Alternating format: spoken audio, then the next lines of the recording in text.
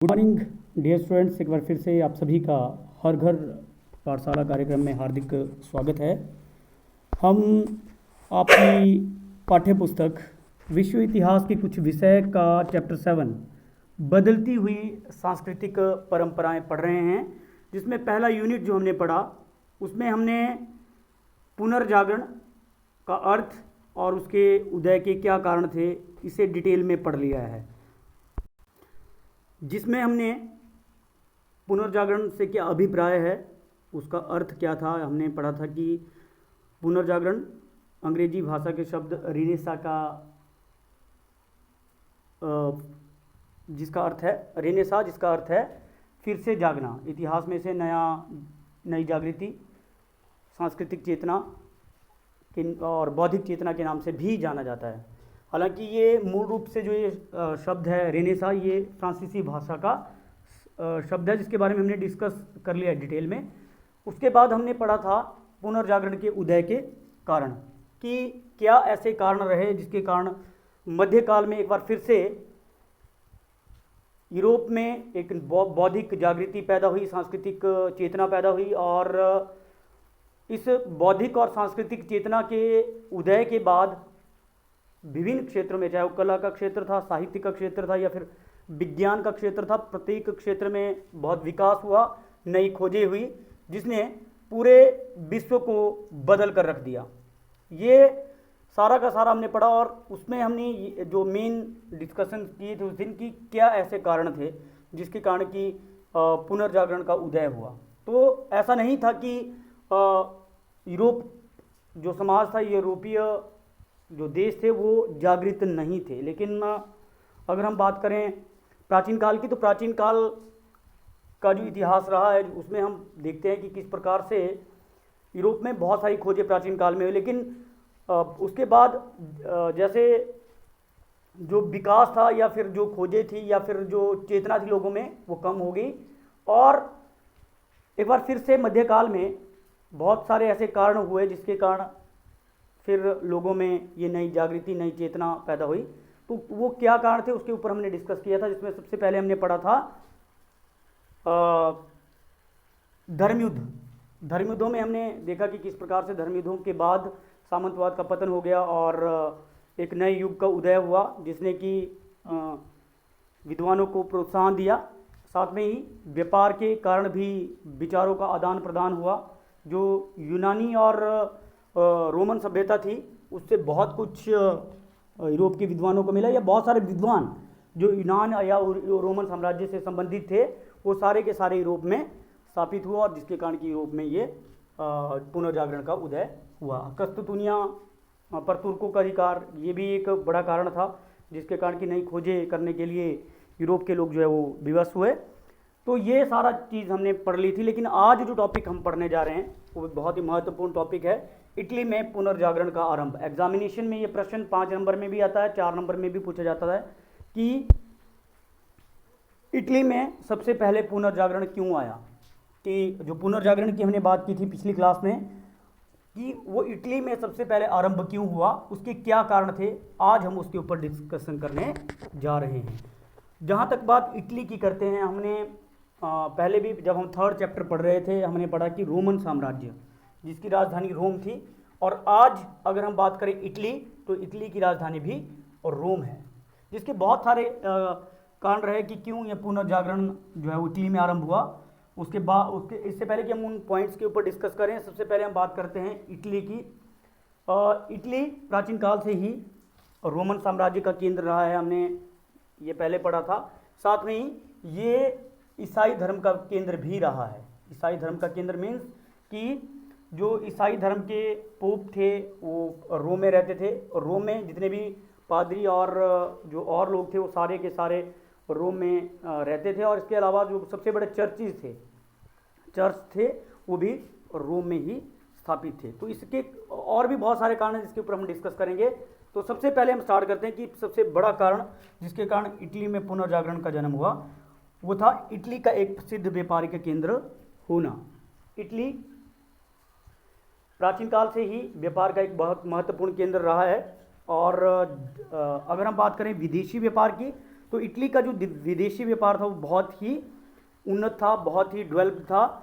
और मध्यकाल से ही अरब के जो व्यापारी थे वो एशिया से सामान इस देश में लाते थे, और यहीं से ये वस्तुएं जो एशिया से लाई जाती थी ये यूरोप के अन्य देशों में इन्हें भेजा जाता था, जिसके कारण कि बहुत सारे यूरोपीय व्यापारी, एशिया के बहुत सारे व्यापारी, उनका इटली एक केंद्र बन गया था, सुप्रसिद्ध व्यापारिक केंद्र बन गया था। और इसी व्यापारिक केंद्र के कारण जो है वो इटली व्यापार तथा उसकी समृद्धि बहुत ज़्यादा हो गई थी, और जिसने पुनर्जागरण के उदय का एक कारण वो बना, क्योंकि प्रसिद्ध व्यापारिक केंद्र होना जिसमें सभी देशों के लोग वहाँ पे इंटरेक्ट कर रहे थे, आ रहे थे, है ना, तो ये एक बड़ा कारण रहा है। दूसरा, अगर हम इसमें बात करें व्यापारिक गतिविधियों की, तो इन व्यापारिक गतिविधियों के कारण इटली में मिलान, नेपल्स, फ्लोरेंस, वेनिस, बहुत सारे ऐसे प्रसिद्ध नगर जो है वो स्थापित हुए।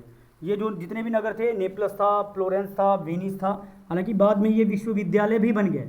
यहाँ पे एजुकेशन जो है वो हब जो एस्टेब्लिश हुए, और बहुत सारे विद्वान विभिन्न देशों के यहाँ पे आए, और एक बड़ा कारण बना कि जिसके कारण जो है वो यहाँ पे पुनर्जागरण का आरंभ हुआ। ठीक है, अगली हम बात करते हैं, इटली की समृद्धि ने नए व्यापारिक मध्यम वर्ग को जन्म दिया, जिसके बारे में हमने पिछले चैप्टर में भी डिस्कस किया था। और सामंतों तथा पोप की प्रभाव बिल्कुल भी ये लोग नहीं करते थे, और प्राचीन मध्यकालीन मान्यता का ये उल्लंघन किया, जिसने इटली को पुनर्जागरण की भावना को बल मिला। अगर हम बात करें व्यापार तथा उद्योग के कारण, इटली के अनेक व्यापारी किसी सम्राट के सम्मान रहने लगे थे, सम्मान वो करते थे, और सम्राट की भांति उन्होंने साहित्यकारों तथा कलाकारों को प्रोत्साहन दिया। जो मध्यम वर्ग के जो लोग थे उन्होंने, जिसमें व्यापारी महत्वपूर्ण थे, उन्होंने जितने भी साहित्यकार थे, कलाकार थे या फिर विद्वान थे, उन सबको संरक्षण प्रदान किया, और उसी का कारण बना कि जो विद्वान थे वो इटली में आना उन्होंने आरंभ कर दिया, क्योंकि इटली में उनको बहुत सारा जो है सपोर्ट इन व्यापारियों की तरफ से मिला, जिसके कारण दांते, प्लेटार्क, बोकासियो, अंजेलो, लियोनार्डो दा विंची, जिवर्टी और मैकियावेली आदि सभी लोग इटली के नगरों में आकर रहने लगे थे। दूसरा जो बड़ा कारण था वो था प्राचीन रोमन सभ्यता का जन्म स्थान। हमने पहले भी बात की कि रोमन सभ्यता का जन्म स्थान ही इटली रहा है। ठीक है, और इटली के नगरों में विद्यमान प्राचीन रोमन साम्राज्य के सभ्यता के जो स्मारक है आज भी लोगों को उस पुनर्जागरण की याद दिलाते हैं। इटली को प्राचीन रोम की भांति महान देखना चाहते थे। इस तरह प्राचीन रोमन संस्कृति पुनर्जागरण के लिए प्रेरणा का स्रोत सिद्ध हुई। सर्वप्रथम दांते की रचनाओं में इस प्रेरणा के चिन्ह देखने को मिले हैं। तो प्राचीन रोमन साम्राज्य का ये केंद्र रहा है। रोमन साम्राज्य के शासक, चाहे वो ऑगस्टस था या बाद के और शासक थे, उन्होंने इटली या रोम को की समृद्धि में बड़ा महत्वपूर्ण योगदान दिया, और बहुत सारे विद्वान प्राचीन काल से ही यहाँ पर रहते थे। तीसरा बड़ा कारण ईसाई धर्म का प्रसिद्ध केंद्र वेटिकन सिटी, आपने नाम सुना होगा। दुनिया का सबसे छोटा देश, पॉपुलेशन वाइज भी और एरिया वाइज भी, आप देख सकते हो इस चित्र में। ये वेटिकन सिटी है जो कि इटली की राजधानी और रोम में स्थित है, और अलग से एक देश है, एक देश अलग देश की मान्यता है। यहाँ पे केवल पादरी और चर्च से संबंधित लोग रहते हैं। पोप भी यही निवास करता है, पोप जो कि ईसाई धर्म का सबसे बड़ा गुरु जिसे माना जाता है। अगर हम बात करें यूरोपीय ईसाई जगत की, तो उसका केंद्र रहा है रोम प्राचीन काल से ही। ठीक है, और कुछ पोप, जो हमने बात की कि पोप तो यहीं निवास करते हैं, लेकिन कुछ पोप पूर्ण जागरण की भावना से प्रेरित होकर उन्होंने विद्वानों को वो रोम में लेकर आए और उनसे यूनानी पांडुलिपि का लातिनी भाषा में अनुवाद करवाया। उन्होंने उसको ट्रांसलेट करवाया। पोप निकोलस पंचम की बात करें, जिसका कार्यकाल की 1447 से लेकर 1455 तक रहा, उसके कार्य सराहनीय रहे। उसने वेटिकन पुस्तकालय की स्थापना की वेटिकन सिटी में ही। संत पीटर का गिरजाघर भी उसने ही बनवाया था, और लगभग सारा जो रोम था, रोमन, ये आप लोग देख सकते हो सेंट पीटर का गिरजाघर जो दिख रहा है आपको मानचित्र के माध्यम से, ये एक बहुत बड़ा सेंटर है ईसाई धर्म का। ठीक है, तो ईसाई धर्म का प्रसिद्ध केंद्र होने के कारण भी रोम में जो पुनर्जागरण था उसका उद्भव हुआ, क्योंकि जो पोप थे उन्होंने विभिन्न देशों से वो विद्वान रोम में लेके आए, और यहीं से इन विद्वानों ने एक नए जो है हम बात कर सकते हैं कि एक नए युग का आरंभ किया। उपयुक्त राजनीतिक दशा जो कंडीशन थी, पॉलिटिकल कंडीशन जो इटली की थी वो भी बिल्कुल उपयुक्त थी, क्योंकि उस समय बहुत सारे शक्तिशाली शासक शासन कर रहे थे। पवित्र रोमन साम्राज्य का पतन हो गया था। उत्तरी इटली में अनेक स्वतंत्र नगर राज्यों का उदय हो चुका था। सामंती प्रथा का हमने बात की थी, उसका पतन हो चुका था। और मध्यम वर्ग ने, जो राजा थे, उनको प्रोत्साहन देना स्टार्ट कर दिया था, जिसके कारण की शांति वहाँ पे स्थापित थी। और ये एक बड़ा कारण बना कि वहाँ पे जो है वो पुनर्जागरण का आरंभ हुआ। नेक्स्ट हम बात करते हैं शिक्षा का प्रसार। शिक्षा के प्रसार की बात करें, मैंने आप लोगों को पहले बताया कि व्यापारिक समृद्धि के कारण बहुत सारे नए नगरों की खोज हुई, नगरों की स्थापना हुई, जिसमें फ्लोरेंस की हमने बात की, उसके बाद पादुआ, और ऐसे ही बहुत सारे और नगर स्थापित हुए। लेकिन जो इटली के शासक थे उन्होंने शिक्षा की और एजुकेशन की ओर बहुत ध्यान दिया, चाहे बात स्कूलों की है, उस समय विश्वविद्यालयों की हो। उन्हें बहुत सारे विश्वविद्यालय इटली के अलग अलग भागों में एस्टेब्लिश करवाएं, जिसमें कि हम बात करते हैं पादुआ, जो कि बहुत ही महत्वपूर्ण विश्वविद्यालय था, बोलोनिया, रोम और फ्लोरेंस। ये सभी विश्वविद्यालय बहुत ही प्रसिद्ध थे, और जो भी लोग यहाँ पे पढ़ने आते थे उनको एक नई अवेयरनेस मिली। और उसका बड़ा कारण ये रहा कि ये लोग ज्ञान और विभिन्न प्रकार के जो चाहे वो कला का क्षेत्र हो, साहित्य का क्षेत्र हो, या फिर विज्ञान का क्षेत्र हो, हर एक सब्जेक्ट में यहाँ पे पढ़ाई होती थी। और विभिन्न देशों के विद्वान यहाँ पे आना, उन्होंने रहना स्टार्ट किया, जिसके कारण की नई खोजें हुई।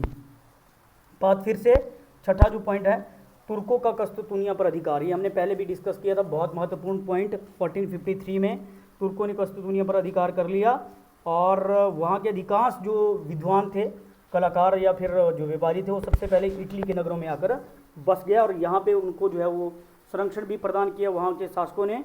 ये जो विद्वान थे अपने साथ अनेक पांडुलिपियाँ, जो कि प्राचीन यूनानी साहित्य से बहुत महत्वपूर्ण थी, उनको लेकर आए, और यूरोप के लोगों के इन ग्रंथों में जो ज्ञान था वो प्राप्त हुआ, जिसके कारण कि जो अनेक विश्वविद्यालय थे इटली के, वहाँ पे जो उनको शिक्षक नियुक्त किया गया, और उसी के कारण बहुत सारा जो है वो हम बात करते हैं कि विभिन्न जो क्षेत्र थे उनमें नई नई खोजें, या फिर कला की बात करो, साहित्य की बात करो, विज्ञान की बात करो, इससे बहुत ज़्यादा फायदा जो है उसे हुआ।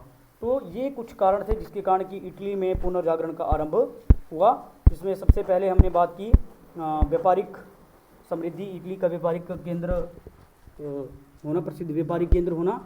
दूसरा हमने बात की प्राचीन रोमन साम्राज्य का जन्म स्थान, और तीसरा इटली ईसाई धर्म का प्रसिद्ध केंद्र। चौथा उपयुक्त राजनीतिक दशा, शिक्षा का प्रसार, और तुर्कों का कस्तूनिया पर अधिकार। तो आप लोगों ने ये सभी जो पॉइंट्स है वो अपनी कॉपी पे लिख लेने हैं, और साथ में ही ये प्रश्न मैंने बात की कि बहुत महत्वपूर्ण है, एग्जामिनेशन में बहुत बार आता है, इसको आप लोगों ने ढंग से लिख के नोट्स बना के इसको लर्न कर लें। Thank you and have a nice day.